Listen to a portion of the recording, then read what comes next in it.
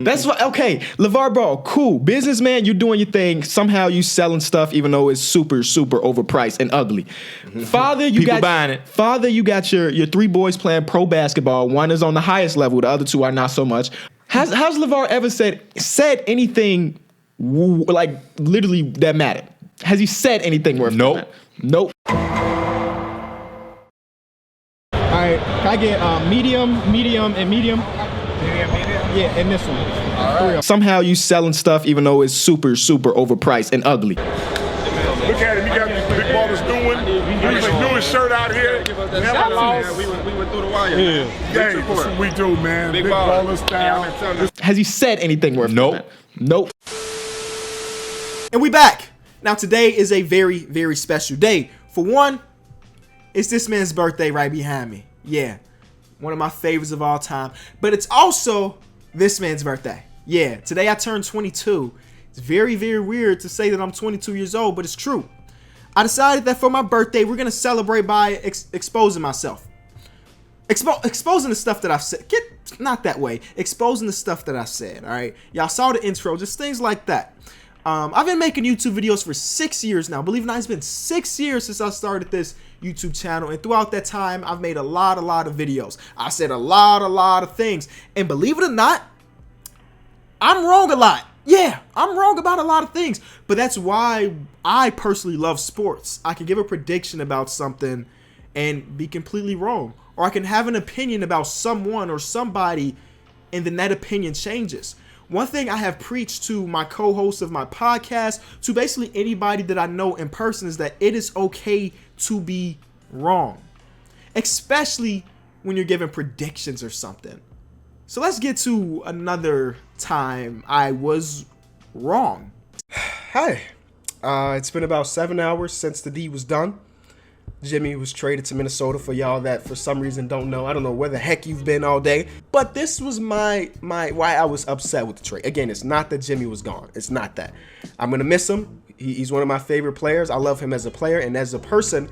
But he deserves better, and I'm happy he's in a place that probably appreciate him more than our front office did.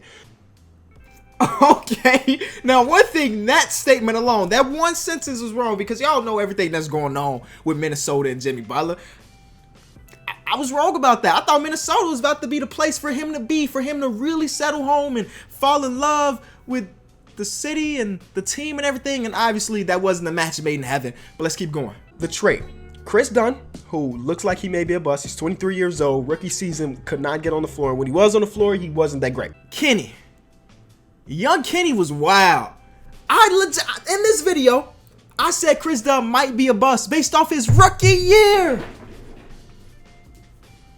Listen, y'all know I made an entire video, like present day Kenny made an entire video telling y'all to stop calling people busts, and this is me, younger Kenny, doing that exact thing. The word that is thrown around way too often is bust. Wrong, completely wrong. You cannot call somebody a bust, especially based off their first year. And Chris Dunn's case was even weird because A, he played for Tom Thibodeau, who never plays his rookies, and B, I mean, I guess that's it. He just didn't get PT, so you can't call somebody a bust if they're just not getting playing time. Let's keep going. Zach LaVine, coming off an ACL injury. We don't even know if the dude still has bounce. We don't know if the dude can still play. ACL injuries are dangerous. A lot of people don't come back from ACL injuries, so that's scary. That point is relatively true, but we got to the point now where people tearing the ACL and they coming back cool. I think that it's in me. Oh my God, it's so weird, huh? It comes full circle. As a Bulls fan, ACL injuries are scary to us because of, but it wasn't just the ACL injury that hurt Derrick Rose. It was all the other injuries as well. Because after his first ACL injury, he came back and he was solid. It was just the other injuries. But now technology and medicine is so good now, a person could tear his ACL and come back better than ever. Russell Westbrook is like the prime example of that. I'm pretty sure Russell Westbrook tore his ACL. Let me fact check that. Okay, no.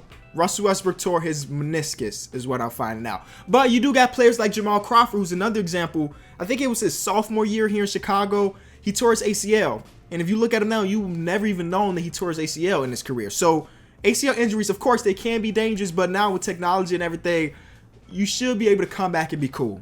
So that's 2.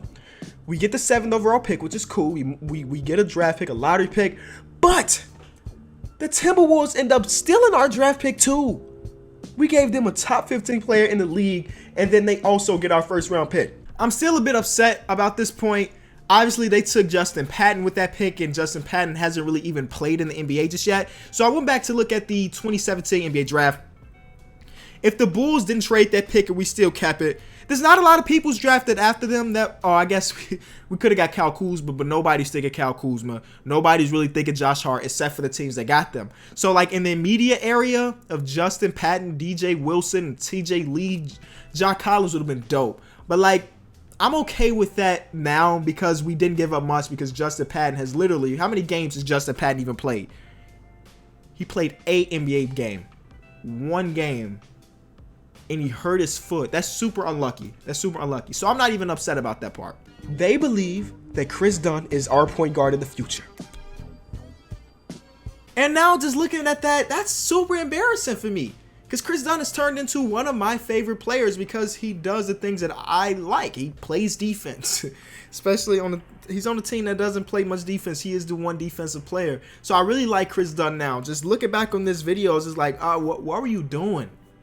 This is like me reacting to something without sitting back and really thinking it through. In the moment, pretty much everybody thought that the Bulls lost the trade. They didn't. Let's go to another clip of a team that we thought lost the trade. Indiana Pacers, team that made a big move, traded their star player, their franchise player for nothing. They're projected to win 31 games. I'm going to go under on this one just because they really just don't have pieces. Miles Turner's going to have a good year, hopefully, but there's nothing really there to take the pressure off of him. Victor Oladipo is an okay starter. I'm going under at maybe like 28. So I'm guessing they're like a bottom 3 team in the Eastern Conference. Whoa.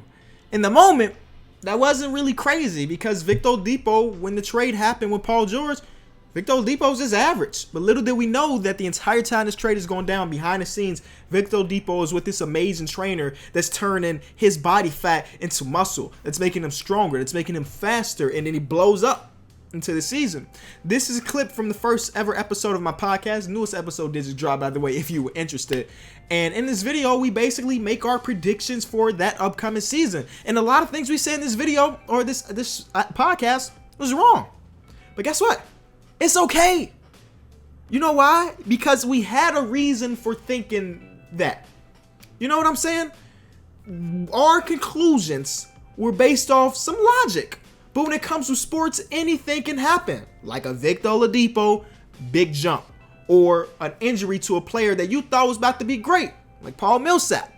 So different things can happen in this league. And the reason why I'm making this video is because sometimes I get the comments like, yo, Kenny, you remember when you said this about this player a year ago? Well, you were wrong about it. Like, yeah, I was probably wrong about it. But in the moment, I was probably right, wasn't I? You know, so again, it's okay to be wrong, man. It's okay to be wrong, especially when we talk about this thing that we love named sports.